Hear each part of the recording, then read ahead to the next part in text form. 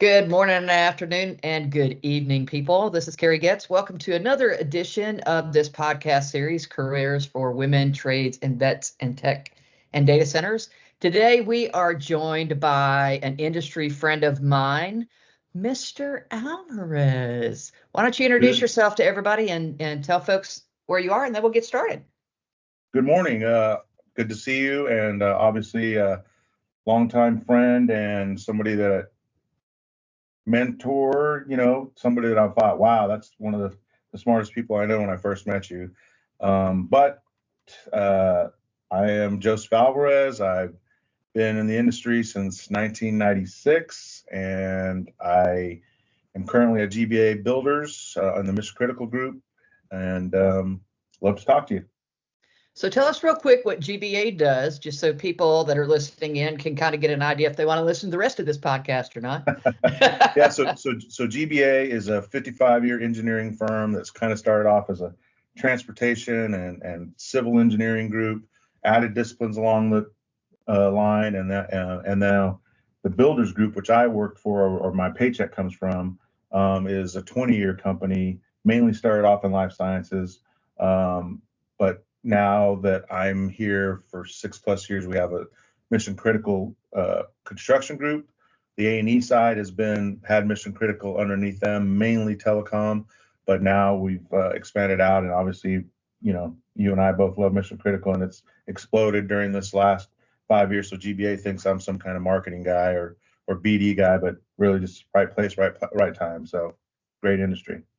It is a great industry, and it's growing and changing. And I think this year is probably going to be a big black swan year for this industry with AI and all the changes and everything. What are you guys seeing over there at GBA? Are you seeing a ton of these changes? Are you, even through some of the memberships that you have, what's the buzz you're getting? So, everybody's talking about AI, and I whatever, no matter which conference you go to, or even outside of mission critical, you'll see AI is the future. AI is going on, and who am I to contradict what you hear? But everybody's got an answer, but not the answer is what I'm seeing personally. But just talking to one of my younger engineers last week about it, and it's like that could fix it. It's similar to a mechanical engineer. So we're talking about cooling and water or cooling to the chip level.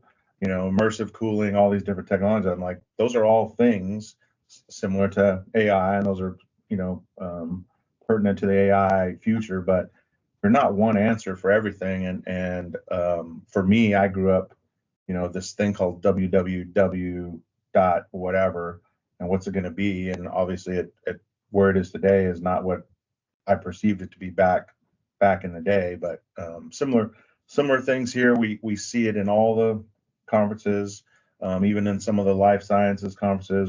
Just last week or a couple weeks ago, went to mental health and construction conference, and as that's a big ploy, or big move for GBA to be better at that within the healthcare, and AI was a part of that conference. So it's everywhere, everything, it's coming.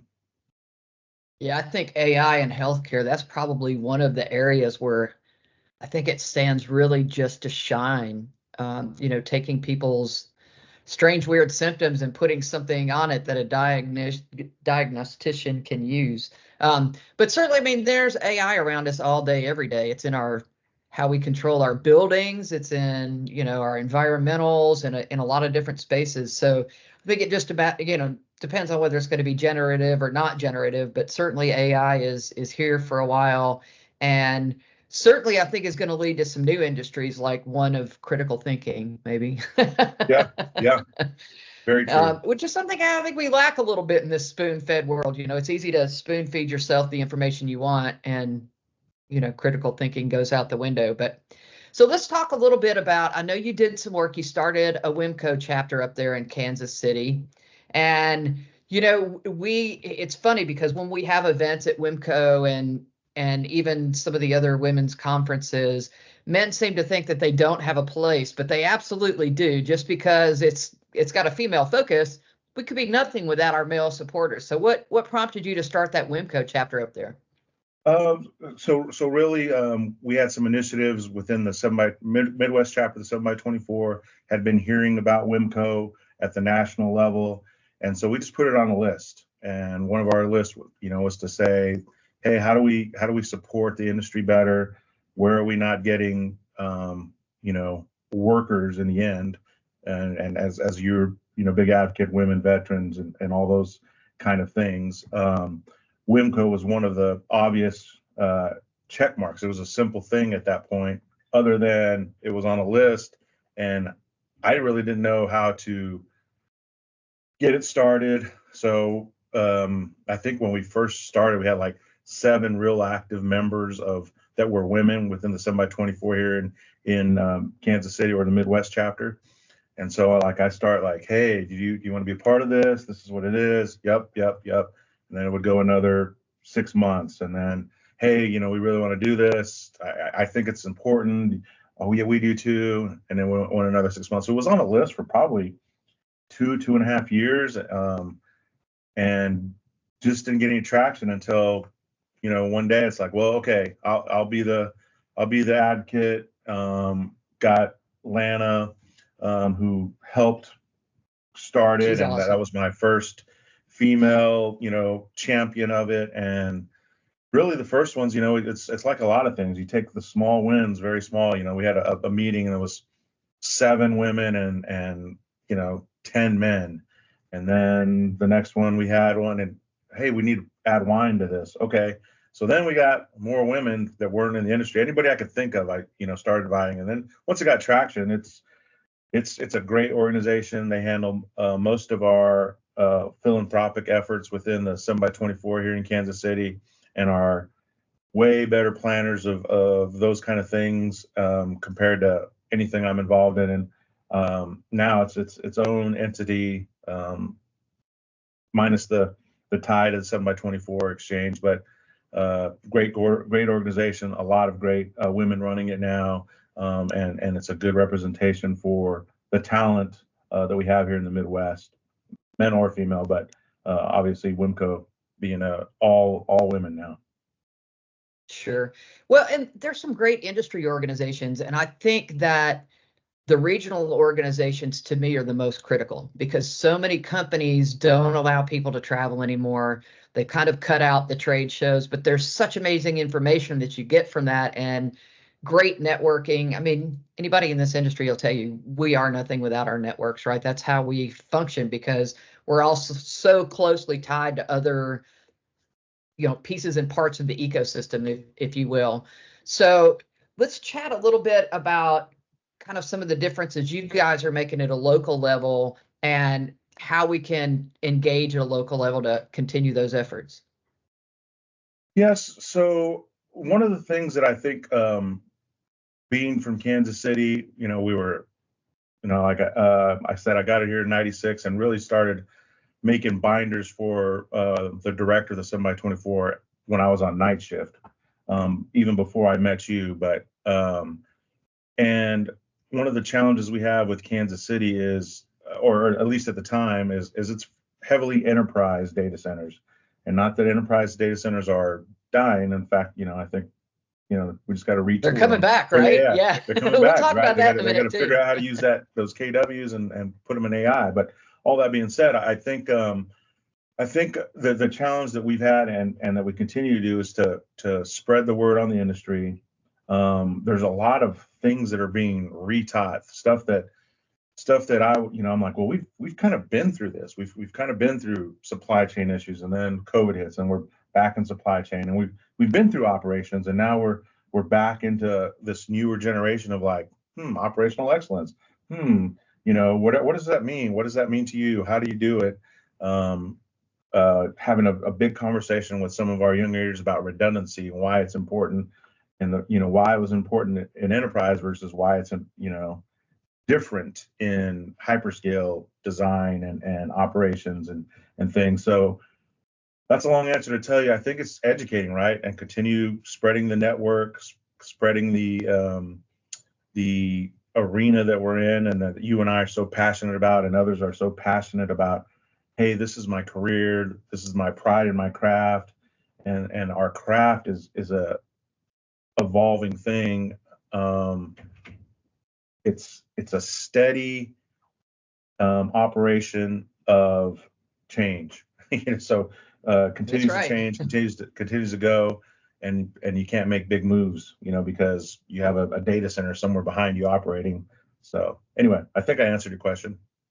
Yeah, I think so. Let's talk about, you touched on something. I said we'll come back to it. So let's come back to it. Let's talk about repatriation and enterprise data centers. I think AI is going to push a lot of enterprises to pull their data centers back, certainly at least for their AI platforms, because of all the uncertainty about who owns the language model, copyright issues, Yep. you name it, liability issues, all kinds of stuff.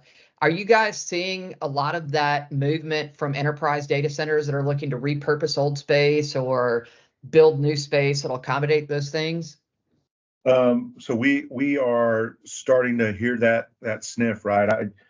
To me, it's always the Gartner group that will kind of set the tone, right? They, back in the day, I can remember explaining to my enterprise chain of command, that C-suite that came back from Gartner Group, and they're like, hey, there's this thing called the cloud.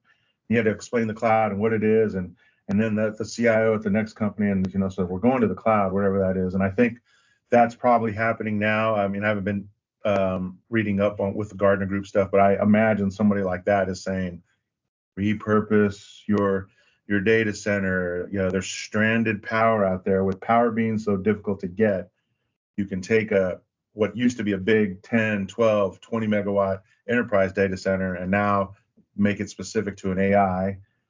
The other thing I think is still the struggle, which you'll probably giggle at this, but mainframes are going away. Mainframes are going away. Mainframes are there, yeah. And so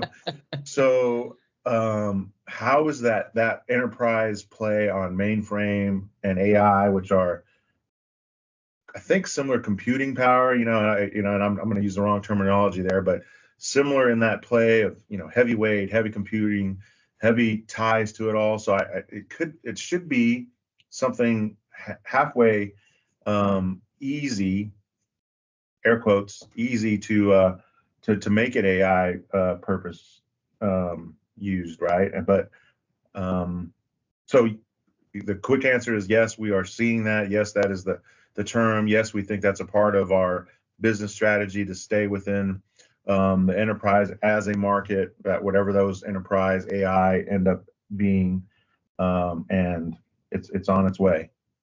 It's funny how cyclical this industry is too. If we go back in time, right, we started out centralized because of mainframes. Then we went decentralized so people could back stuff up and we didn't have the bandwidth. And we got the bandwidth, so we went back to centralized to take advantage of virtual and all that kind of stuff. Then we had a little entry to cloud in there, which is almost centralized again, now to bring it back to a lot of centralized for AI and proprietary information and some of that kind of stuff. It's funny how that circle just keeps repeating. I was talking to some folks the other day and I said, really, if you want to see what's going to go on in the next 10 years, go back 10 and reinvent that. Liquid cooling is another great example. Yeah, we started, computers were all liquid cooled. And then nobody wanted water in the data center. And now here we are again. We're back to liquid cooling, at least, direct to chip, even immersion. There's a lot of stuff with open compute that's changing. So I think this is going to be a very interesting couple of years for this industry as a whole, even from a talent perspective, right? Reaching some of these kids. Kids don't learn the same way they used to. right. And I read an article the other day that said 50% of adults do not favor sending their kids to college. 50%, that's a big number. That's probably, from our generation where we really pushed our kids to go to college. But I think, there's lots of different ways to learn. And I don't think it matters how you learn. I think it matters that you learn. And we're seeing more and more apprenticeships and internships. I'm working on some nationwide apprenticeships right now for the data center industry because not everything requires a 4-year degree, right? So I think that. Yeah, my career, I did not. I went to a trade. I went to the Navy, learned electronics, and then just was going to trade school. I wanted to be an electrician.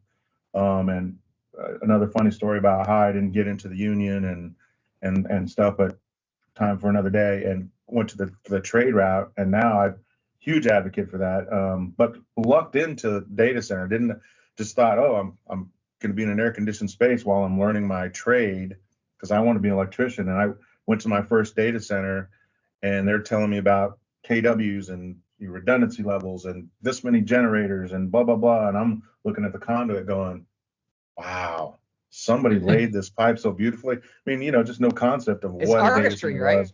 Yeah. Yeah. So yeah, I have a deep respect, and we are trying to push trades and how things go for, I mean, just in our little bubble in Kansas City, right? With all the projects going on, mission critical. The government's always churning away at something. We have some baseball stadiums going or potentially going. And I mean, to be an electrician here is going to be a valuable tool to have, and we need more of them. So sorry to interrupt you, but yeah. No, for sure. I mean, we're singing off the same sheet of music here. It's so important that we have everybody of all specialties, and regardless of education level. I think that's part of the reason that I wrote the book, is that we're such an unknown entity. Nobody knows about this industry, despite the fact that people use us every single day. Yeah. People don't know where the cloud lives. They don't know that there's a physical building that's a data center. And so the bad part is that it's really hurt us from a worker perspective, because most people fall into this industry from somewhere else. They come in through coding, or they come in through engineering, or they come in through somewhere else, instead of saying, oh, here's a great industry. You can get an engineering degree and work in here. You can be a pipe fitter and work here. You could be a brick mason and you can work here. And I think being able to showcase and highlight all of those is going to be helpful. But again, it's just difficult getting to the schools, don't you think? Yeah. So we still continue to struggle with. I mean, I have some superintendent buddies in the city, and it's still like, well, where are they going to go to college? How are they going to get this? And it's like, well, there's a whole industry path this way. You can be a pipe fitter and probably make more than all your teachers. And if money's the deal. If it's just a different path, and we are still struggling with it as an industry, no matter what. And you go to one of our conferences, it's not that big a deal. Everyone's like, everyone's cheering and everyone's for it, but outside of it, I mean, talk to my mom. What do you do? Well, I've only been doing it since '96, but still, what is it? It's magic, So my kid will tell you the same thing. I don't know, some kind of computer crap. Yeah, yep, exactly. Well, and so you said something earlier about leadership and this younger generation. Now that I'm a part of this silver-haired generation, and as leaders, as managers, as trying to be inspirational, and the term inspirational to me means providing the means to be disciplined, not a rah, inspired, because inspiration goes away. But this generation, most of the people that grew up as boomers and Gen Xers had their parents. They went to school or went to church on Sundays. They went to school for their education, and you went to your job and you liked it. If you didn't like it, you went to your school at your job, and you like it or not, that's your job. You go to it. Now we have to provide fun, political, social, leadership, time, a balance. And so as leaders, we can't be so focused in on the bottom dollar is you're here 8 to 5 and you'll be here no matter what, and you'll like it, damn it. There's a fun portion to it. There's something that has to go, and trying to get all that into one magic pill and bring people in and explain to those that are in, it's a great challenge to be in, but it's definitely different. It's not the crack the whip and the yardstick and get your ass to work kind of days anymore. So although we got a lot accomplished back in the day, right? Yeah. We definitely got a lot done. Yeah, I think It has changed. These kids are digitally native. They learn in a different way. I will say that I think attention spans are destroyed. Even just the most mundane things, oh, you got to keep that really short. People's attention spans are short, and it's all this scrolling, that we do. And Yeah. and I do think that when we talk about diversity in this industry, which we talk about quite a bit, I think we talk about it incorrectly. As in, I think we need to view diversity as fingerprints, right? Everybody's got a fingerprint, so everybody's need for technology is different. And if we don't have everybody represented in technology, they're not going to be seen. It's going to be somebody's impression of what they need. So for me, diversity means getting as many fingerprints as we possibly can in this industry of all different walks of life and people that have learned different ways.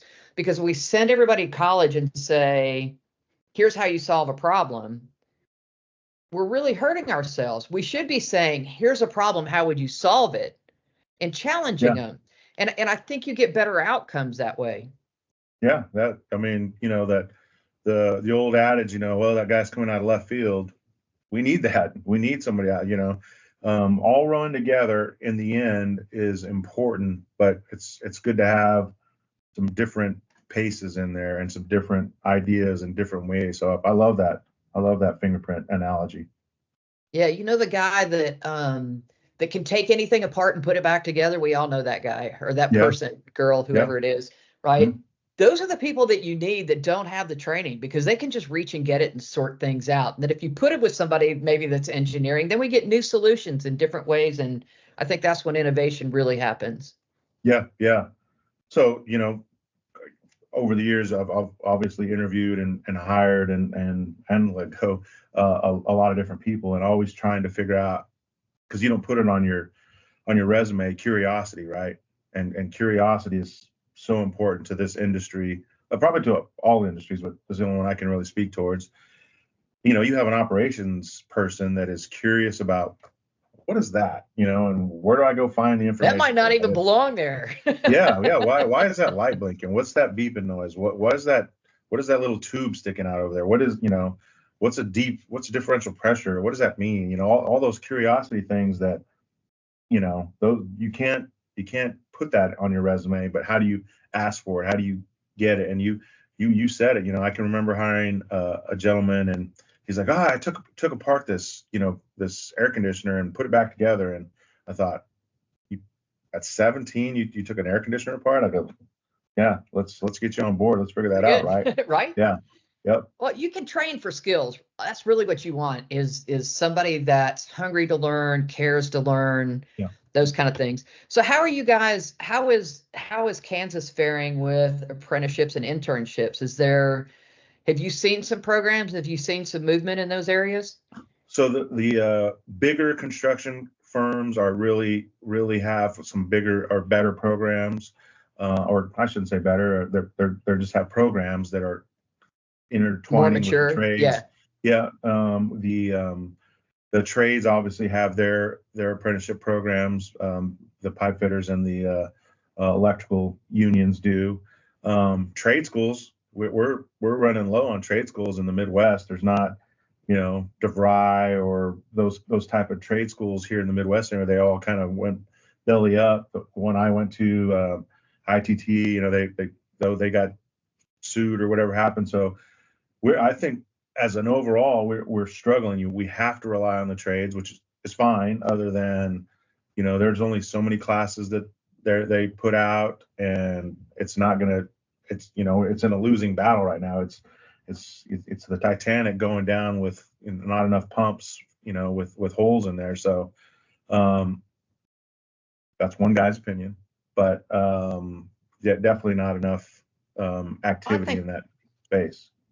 Yeah, I think that's across the board. As a matter of fact, that's why Micro Works got our first charitable donation out of the book sales this year for the same reason, because I think he's really doing excellent work. And I think we have to meet people where they want to learn. And even from a corporate perspective, the big companies that give money back, in tuition reimbursement and stuff, how much money are they wasting on electives that have literally nothing to do? Yeah. Think about the average college student and college loan. How many of those classes did they force you to take that have nothing to do? I think with AI and the way the world is changing, I think we're going to see a big difference in college and training and learning as more and more companies take them on. When I wrote the book, 31% of the adult age population had a 4-year or better degree, and 17% of those were doctors and lawyers. So we're not going to fill all of our positions in the world with 14% of the population. It's just not going to happen, right? Yeah. Yeah. So I think, we have to be innovative and think outside the box and some of that. So definitely those are some fun topics. So what else do you guys in Kansas City have, either AFCOM or 7x24? What fun activities have you guys got coming up that listeners can join and listen to? And certainly if you're a student, both of those organizations, you can attend meetings at no cost. So please do. It's a great way to network, learn about the industry, and meet some folks. Yeah, so the AFCOM is involved in a Johnson County Community College event coming up, and forgive me, I don't have the dates, but I think it's on our website, the AFCOM website, Greater Kansas City AFCOM website, and so we participate in that every year. And it's not a big mission critical arena, but it's just another way to try and get out to them, and we support. They have like a poster from all the divisions contest, and we help judge it and just get the name out and hand out tchotchkes and stuff. We're supporting International Data Center Day as a Midwest thing. So the 7x24 Silicon Prairie chapter, 7x24 or Midwest chapter, 7x24 WIMCO, KC Tech Council, and AFCOM all support the International Data Center Day. I think we're not participating on the actual day, which is the 23rd this month, or sometime in the 20s this month. Our day is actually first week of April, and we're going to, I think, 2 or 3 schools and putting the word out. There's like a techie upper age school, and then some elementary schools that we participate in. This will be our 3rd or 4th year helping participate in that. 7x24 Midwest chapter conference is May 2nd, is a golf tournament. May 3rd is a conference, and we're touring a data center, which we haven't done in a while, just because of the nature of the mask wearing and all that kind of stuff. So, and then there's more after May. I can't remember. So that's the point. So if you guys are listening and you don't often get involved in local things, this is where you go to meet people, find out, go take a data center tour. I know one of the organizations one of the chapters I was working with said that they were having problems because the data centers wouldn't allow people in under the age of 18, but certainly not all data centers are that way. You might not be able to see all the data center, but they'll definitely take you around. You have to agree to keep your hands in your pockets or whatever. But there's definitely data centers that will take you in and let you see. I would agree. If you're in the Midwest area and you want to see a data center, I can get you into one of them. I mean, you're more than welcome. If you can't make one of these conferences, or fundage is tight, just get a hold of Carrie or myself, and we know people. We can get you in. So absolutely. And you'll get people like Carrie and myself that love to talk to you about this career, this path, or if you just want to talk about the world champion Kansas City Chiefs, we can do that as well. Holy cow, what a great season. Man, what a great season. I've been a closet Chiefs fan since Mahomes started playing, but yeah, great season for sure. We definitely didn't expect it. Mid-season, it's like, well, it was a good run. It was, pretty good, but after the fact, I used them as an analogy yesterday. We were talking about internal, some things that are going on, and how we're moving in one direction. I'm like, we need some wins. We need a win. Win covers smooths over a lot of things. And I'm like, look at the Chiefs. The Chiefs this year were, it was tough. It was tough cheering for them. I mean, it's not the bang it out and win by 20. As a Bronco games. fan, I feel that pain. Yeah. But in the end, world champions, you're like, yeah, that weren't that bad. It wasn't that hard to watch them. So right. Very, very cool. Well, I mean, that's kind of a life lesson, right? We all have our periods of difficulty, and periods of times when we wish we had performed better. But, there's lessons to be learned in all of that, right? There's Yeah. lessons to be learned in the failure. And if you can take that failure and turn it into a Super Bowl win, hey, Yeah. all the better. Well, Yep. Joseph, thank you so much for your time today and chatting with us. For those of you that are listening, Joseph's contact information, of course, will be in the podcast description, as will a link to GBA and mentions of their chapters, so you can go check them out and join them locally. And for the rest of you, we look forward to hosting you on another edition of this podcast. Thanks for joining us. Thanks, Joseph. Thank you, Carrie.